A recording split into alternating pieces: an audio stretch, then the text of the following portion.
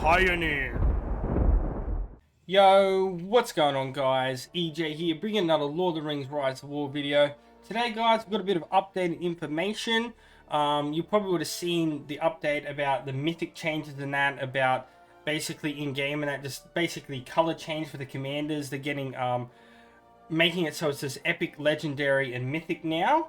So I'm not really going to touch on that. It's just a minor adjustment. But we are going to talk about some brand new information that was just released. I haven't even read through this yet, so we'll be going through it together. The Siege update stuff.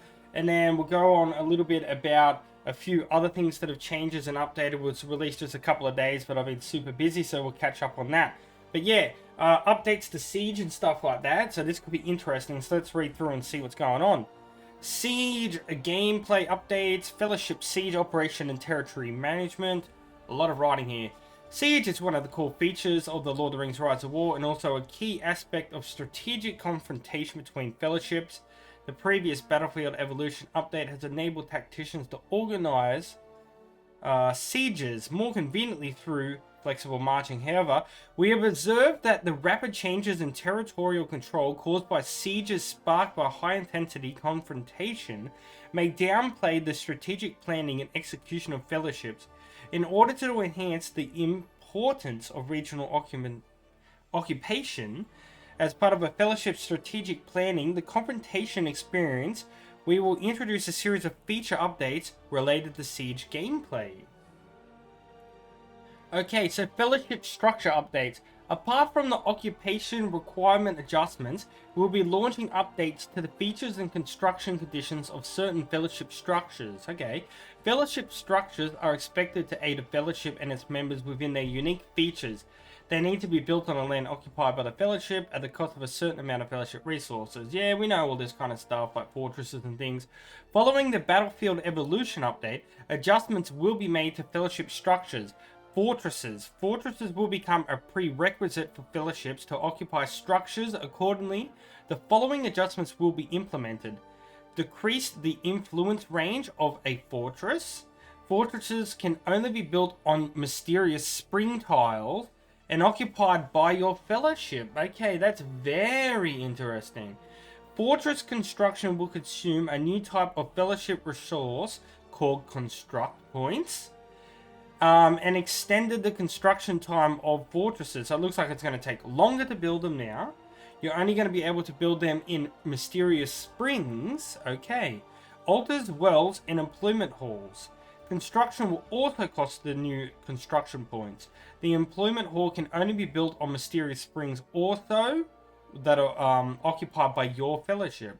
Therefore, it is important for fellowships to carefully plan and use the construct points as to maximize the functionality of fellowship structures in aiding collective and individual development.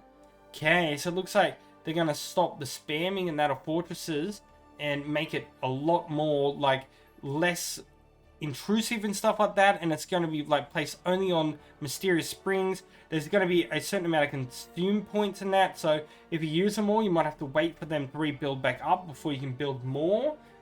So yeah, this is going to be very interesting. This may slow down movement a bit like that. And the influence range of fortresses are going to be reduced a bit as well. Okay, very interesting.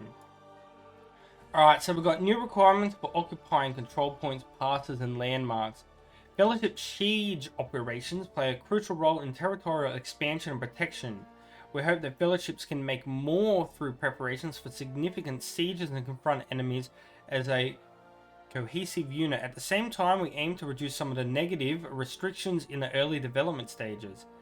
Okay, following the Battlefield Evolution update, adjustments will be made to certain occupations requirements. These are control points, passes, and landmarks. This is all in like the new map updates and stuff like that. That a fellowship intends to occupy should be located within the influence range of a fortress built by the said fellowship. Meanwhile, the former requirement whereby structures to be occupied must be linked to personal forts has been removed.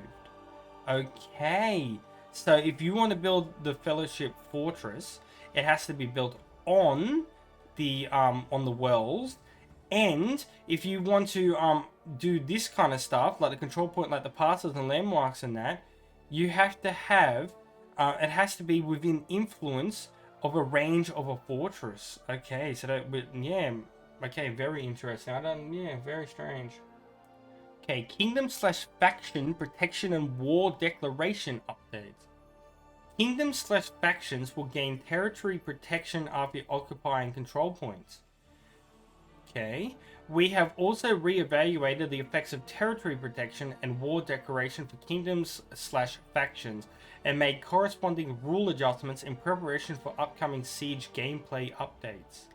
The following Battlefield Evolution update, adjustments will be made to the effects of a kingdom/faction protection. Tacticians that do not belong to your kingdom/faction are unable to relocate their settlements to areas under the territory protection of your kingdom/faction. Okay, that's good. So that means you're not going to have, like, say, I'm in Lindon and then Loth, and you relocate when they're going to start popping up in your section. So that could be very good, hopefully. But they can't relocate to your section, of course. When within areas under the territory protection of your kingdom/faction, if other tactician armies that do not belong to your kingdom/faction want to occupy land belonging to members of your kingdom/faction, it will take them longer to complete the occupation. Okay, so it's going to slow down, like when an incoming army attacks and they're trying to take tiles, it's going to slow them down. When within the areas under protection of your kingdom faction, if other fellowships that do not belong to your kingdom faction want to build fortresses, it would also take them longer to complete. Okay. The current effect, which reduces enemy siege value within the protected areas of a kingdom/faction, will be removed. Additionally, the current war declaration function will be removed, allowing you for more freedom in sieges without being constrained by war declaration cooldowns. Okay, so there's going to be no war declaration anymore. Very interesting. The informed updates are expected to be launched in the upcoming Battlefield Evolution season. Keep an eye out for future announcements to find out more about these detailed update schedules. We hope that the above adjustments will provide you with a better gameplay experience and such and such. Okay, so some very big changes there. It looks like they're going to be changing the whole war structure and stuff like that. The battling, because it's all going to be focusing on these passes and stuff like that. And yeah, there's going to be no war decoration, so basically there'll be battles all the time. But if, like, you're attacking the other person's, like, land and stuff like that, it's going to be slowed down, taking tile time and stuff like that. And there'll be no war decoration cooldowns anymore, so it could just be all out war, just non-stop. Okay, that's crazy. Now let's just talk about the last little thing as well, guys. A lot of information there, very big changes coming. Last bit of information, we have the Battlefield Evolution part as well. So we got changes to soldier transportation. So the new soldier transportation feature will be implemented to better support continuous frontline operations. And you can dispatch an army to transport a certain number of soldiers on standby from the settlement barracks to a fort. The higher the level of the fort, the more soldiers can be selected for transportation. Once a transportation operation is complete, you can deploy these soldiers from your fort to directly reinforce your armies. So basically, as you can see in this picture, you're going to be able to send units to the fort to do faster reinforcements on your in your armies and that. So that's actually going to be fantastic. I really like that. Tactical forts. The tactical fort is a new type of personal structure which can be developed from the existing forts.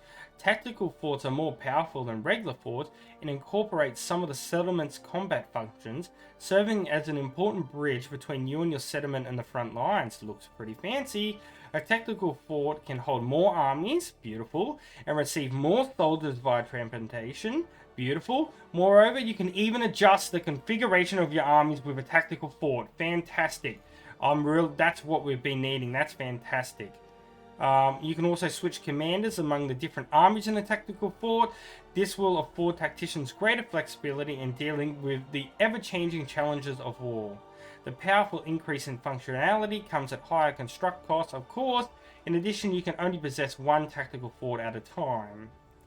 The informed updates will be expected to launch in the upcoming Battlefield Evolution season, as we just talked about recently. Okay, beautiful. So all of those changes there are really good. Excellent. We've been needing stuff like that, so that's great. And it's all going to tie in with all this other stuff, the wall decoration and stuff like that. So we're just going to have to see how this comes out and how it's going to actually work and stuff. But I think all in all, it's pretty positive changes in a step in the right direction. So yeah, very happy with that news, guys.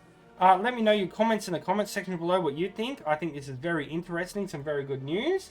And we're going to wrap up the video there. So until next time, peace out, EJ's out, and I'll catch you guys later. See yous. Thousands of the EJU.